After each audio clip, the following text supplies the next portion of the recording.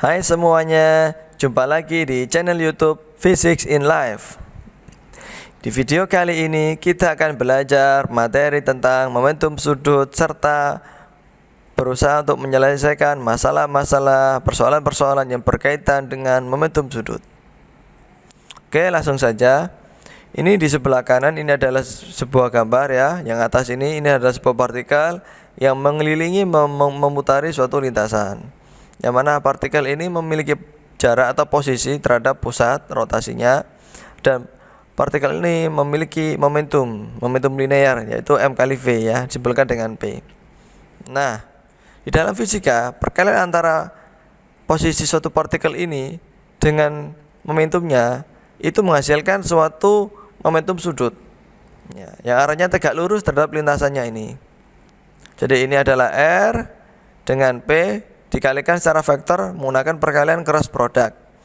Perkalian cross product dan dot product sudah kalian pelajari di kelas 10 ya. Jadi ketika suatu vektor dikalikan cross product dengan vektor yang lain, maka akan menghasilkan vektor yang baru. Ini vektor posisi dikalikan dengan vektor momentum menghasilkan vektor yang baru, yaitu momentum sudut, disimbolkan dengan L. Yang mana arah momentum sudut itu ditentukan dengan kaidah tangan kanan ya. Ini tangan kanan, ada keempat jari yang menggenggam dan arah jempol yang ke atas. Ketika keempat jarinya ini diputar ya searah jarum jam, berlawanan dengan arah jam. Ketika keempat jarinya diputar berlawanan dengan arah jarum jam, maka jempolnya ke atas. Berarti ketika putaran dari benda itu melawan dari arah jarum jam, maka arah dari momentum sudutnya itu ke atas, bernilai positif ya. Itu arah momentum sudutnya. Jadi ketika ini arah dari putaran suatu partikelnya, maka arah momentum sudutnya itu ke atas seperti ini. Oke, kita lanjutkan, kita teruskan ya penurunan rumusnya. Momentum itu kan perkalian antara massa dengan kecepatan ya. Jadi kita turunkan menjadi M kali V.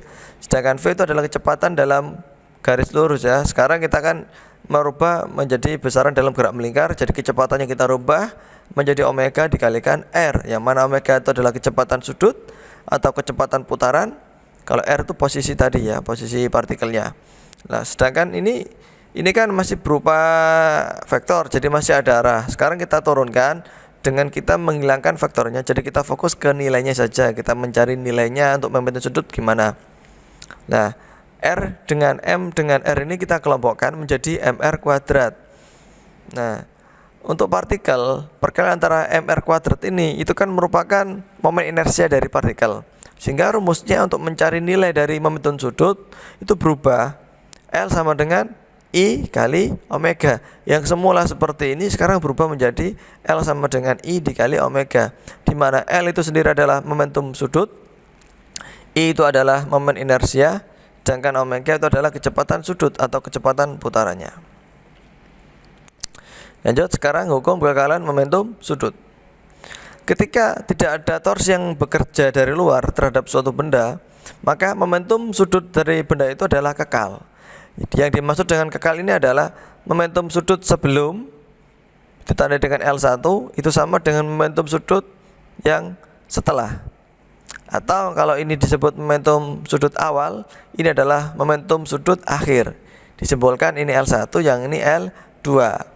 Nah, jika kita jabarkan, maka L1 menjadi I1 kali omega 1, yang L2 menjadi I2 kali omega 2. Berarti perkalian antara momen inersia dari keadaan awal dikalikan dengan momentum sudut dari keadaan awal, itu nilainya sama dengan momen inersia dari keadaan akhir dikalikan dengan momentum sudut dari keadaan akhir. Lanjut sekarang ke penerapan hukum kekekalan momentum sudut pada kehidupan sehari-hari. Ini ada sebuah penari balerina atau penari ice skating ya, seperti itu. Penari ini bisa merubah-rubah kecepatan putarannya sesuka hatinya sendiri, sesuai dengan apa yang dia saat latihan ya. Itu ketika dia merentangkan tubuhnya ya, tangannya direntangkan, kita bisa melihat putarannya semakin pelan. Namun saat dia melipat tangannya mendekap ke dadanya atau ke perutnya itu, maka putarnya semakin cepat. Kenapa ini bisa terjadi? Hubungannya seperti ini, hukum kekekalan momentum sudut. yang mana nilai L ini harus tetap. Jika nilai L itu harus tetap, maka I dengan omega pasti berkebalikan. Ketika inersinya dinaikkan, pasti kecepatan sudutnya omeganya berkurang. Sebaliknya ketika momen inersinya dikurangi, maka kecepatan sudutnya bertambah atau naik. Jadi begini maksudnya, ketika dia merentangkan tangannya, berarti kan dia memperbesar jaraknya, jarak dari pusat rotasi ke tangannya ini, diperbesar R-nya. Saat R-nya diperbesar, I pasti lebih besar, karena I itu merupakan perkalian antara massa kalikan R kuadrat ya, kalikan jarak kuadrat atau posisinya kuadrat. Jadi mr kuadrat. Ketika R-nya diperkecil, yang ini kan R-nya diperbesar. Ketika R-nya diperbesar, maka momen inersinya diperbesar, nilainya semakin besar. Sebagai konsekuensi, ketika inersianya dia semakin besar, maka kecepatan sudutnya semakin kecil, maka dia berputarannya semakin lambat. Makanya ketika dia merentangkan saya, putarannya melambat. Sedangkan saat dia mendekap tangannya ya, berarti dia memperkecil inersianya dengan cara jaraknya, R-nya diperkecil. R diperkecil, inersianya diperkecil, maka otomatis omeganya diperbesar. Makanya dia putarnya semakin cepat. Nah, kalau dia pengen berhenti, pasti dia akan merentangkan lagi kedua tangannya. Lama-lama dia akan berhenti, putarannya akan berhenti. Ini merupakan konsep ya, penerapan dari hukum kekekalan momentum sudut. Lanjut yang berikutnya. Berikutnya ini merupakan contoh dari lompat indah. Saat seorang perenang itu melakukan lompat indah, lompatan di tengah udara, dia akan berputar-putar tubuhnya. Bagaimana kalau bisa berputar? Dia memperbesar nilai omeganya dengan cara memperkecil inersia, dengan cara menekuk tubuhnya, sehingga R jaraknya antara kepala dengan pusatnya atau dengan perutnya diperkecil ya, dengan cara mendekap tubuhnya, membulatkan, sehingga inersinya kecil, maka putarnya cepat. Sebaliknya ketika dia mau renang, ya mau menyentuh permukaan air, dia harus menghentikan putarannya. Bagaimana cara menghentikan putarannya? Dengan melebarkan lagi tubuhnya ya, yang semula ditekuk, sekarang direntangkan lagi, sehingga putarannya berhenti, dia bisa masuk ke dalam permukaan air dengan aman gitu. Lanjut, penerapan yang ketiga tentang hukum Kepler yang membahas tentang lintasan orbit suatu planet yang memutari pusatnya, yaitu matahari. Ini yang lintasan yang berwarna biru ini merupakan daerah dari lintasan yang ditempuh oleh planet pada periode yang sama. Ketika lintasan ini ya, dia menempuh sejauh ini pada waktu T, ini juga menempuh lintasan sejauh ini pada waktu T, ini juga sama, menempuh lintasan ini pada periode T. Jadi periodenya sama, akan tetapi jarak yang ditempuh berbeda. Ini terjadi karena tadi konsepnya inersia. Ketika jaraknya semakin dekat atau semakin kecil jaraknya, maka inersianya menurun ya. Ketika inersianya menurun, maka kecepatan sudutnya meningkat. Jadi saat dia di posisi ini, dia kecepatan putarannya semakin besar, dia cepat bergeraknya, lebih cepat daripada saat di posisi ini dan di posisi ini. Kenapa? Karena saat di posisi ini jaraknya semakin jauh, semakin besar. Ketika jarak inersia semakin besar, omega pasti semakin kecil. Oke, lanjut. Berikutnya, penerapan hukum kekekalan momentum sudut. Ya, ini pernah saya alami saat ketika dulu saya masih punya adik kecil ya, sekarang adik saya udah dewasa. Dulu ketika adik saya masih kecil, adik saya kalau saya bonceng pakai sepeda motor, itu dia selalu mundur ke belakang pada posisi seperti ini. Dia selalu mundur ke belakang dan pegangan seperti ini. Jangan saya akhirnya jadi maju ke depan. Nah, nggak tahu adik saya itu takut jatuh, jadi dia lebih suka berpegangan yang di belakangnya sepeda motor ini, karena ada besinya biasanya, berpegangan di situ. Nah, ketika saya mau berputar, kan jalannya memang menikung ya, jalannya memutar, jadi saya harus berputar, harus tikungan gitu, seperti itu. Ketika saya mau memutarkan bodi sepeda motornya, itu saya terasa berat untuk berputar, bahkan saya akan mau tergelincir, mau jatuh, nggak bisa berputar, susah. Ketika saya ingat-ingat, ketika saya melihat spion, oh ternyata adik saya mundur ke belakang. Terus ketika adik saya marahin, saya suruh maju ke depan, saya membelokkan bodinya sepeda motornya, ini mudah sekali untuk berputar. Waktu itu kejadiannya ketika saya masih kecil ya, masih SMA atau SMP lah, masih SMA ya. Saya masih SMA kejadiannya. Waktu saya masih belum menguasai konsep tentang hukum kekekalan momentum sudut. Saya tidak tahu, intinya pokoknya ketika saya bonceng seseorang itu tidak boleh terlalu ke belakang karena akan menyulitkan saya untuk mengendalikan sepeda motornya ketika mau menikung atau mau berbelok.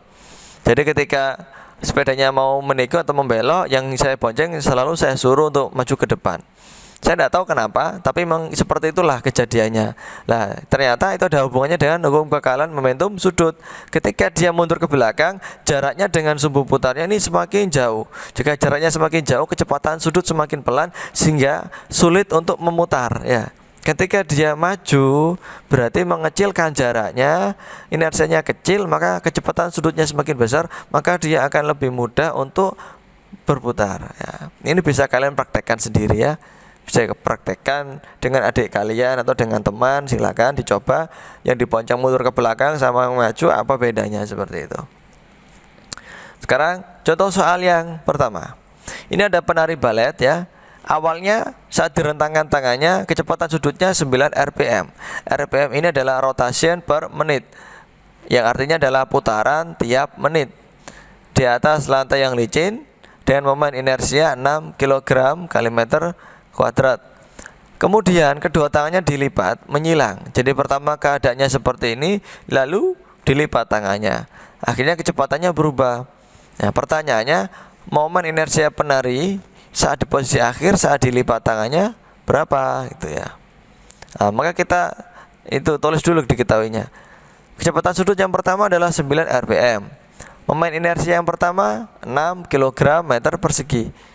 Sedangkan omega atau kecepatan sudut yang terakhir yaitu 12 rpm. Dicari momen inersia. Maka kita ngerjakannya memakai persamaan hukum kekekalan momentum sudut, yaitu momentum sudut awal sama dengan momentum sudut akhir. Awalnya berarti I1 kali omega 1 sama dengan I2 kali omega 2. Lalu kita masukkan yang diketahui. I1 nya 6, omega 1 nya 9, omega 2 nya 12, I2 ditanyakan. Ini kan 54 kalau dikali ini 12. Berarti I2 adalah 54 dibagi 12, ketemu 4,5 kg meter persegi.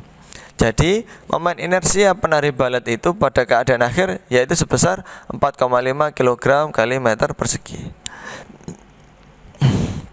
Sekarang contoh soal yang kedua.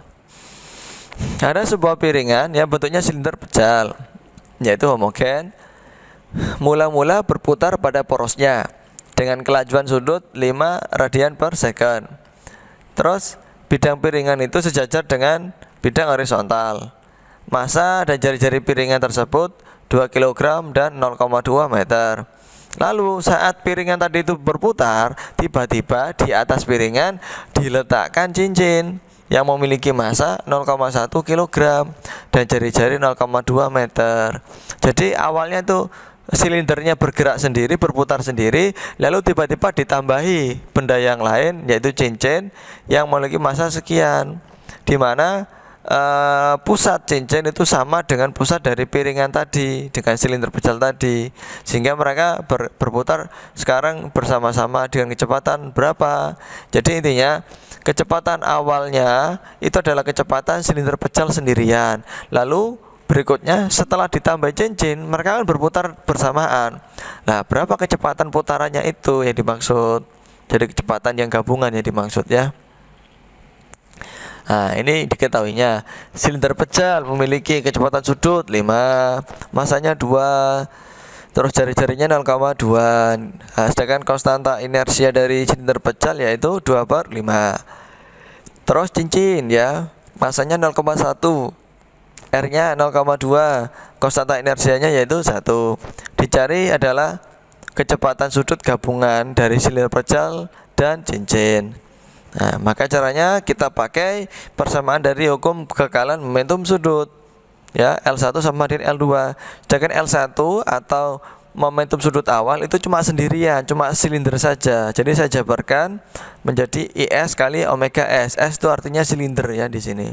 Sedangkan yang momentum sudut akhir itu ada dua benda, yaitu silinder dan cincin. Jadi saya kasih simbol S sama C untuk membedakan antara silinder dengan cincin. Terus kita jabarkan lagi, inersia itu kan rumusnya K kali M kali R kuadrat. K-nya K silinder, masanya silinder, jari-jarinya silinder, ini omeganya juga silinder. Ya, ini juga begitu, keadaan akhir adalah silinder ditambah cincin. Jadi ini kita jabarkan ya. Ini yang kita jabarkan, omeganya tetap, omeganya yang dimaksud adalah omega gabungan. Kenapa kok omega gabungan? Karena kan antara cincin dengan silinder ditumpuk jadi satu, bergabung. Jadi nanti omeganya ini adalah omega gabungan. Inersia cincin kita jabarkan seperti ini. Kalau sudah, maka kita masukkan angka-angkanya yang seperti yang diketahui. Kita masukkan semua angkanya, K dimasukkan, masanya dimasukkan, omega dimasukkan ya, dimasukkan. Terus ini juga K-nya cincin itu 1, masanya dimasukkan, jari dimasukkan, jadi tinggal omega SC. SC itu artinya silinder dan cincin, berarti ini omega gabungan yang dicari ya. Kita jumlah, ini sama ini kita jumlah ketemu berapa, ini juga kita jumlah ketemu berapa. Ternyata ketemunya sekian ya, 0,032 omega SC atau omega gabungan ditambah dengan 0,004 omega gabungan. Nah, ini dijumlah ketemu 0,036. Nah, dari omega gabungan nilainya sama dengan 0,16. Berarti omega gabungannya berapa? Atau kecepatan sudut gabungan mereka besarnya adalah 4,44 radian per second. Ini bisa dibulatkan, boleh. Ya, intinya nilainya seperti itu. Jadi untuk hukum kekekalan momentum sudut kalian harus paham saat kejadian awal ada berapa bendanya, sama kejadian akhir ada berapa bendanya.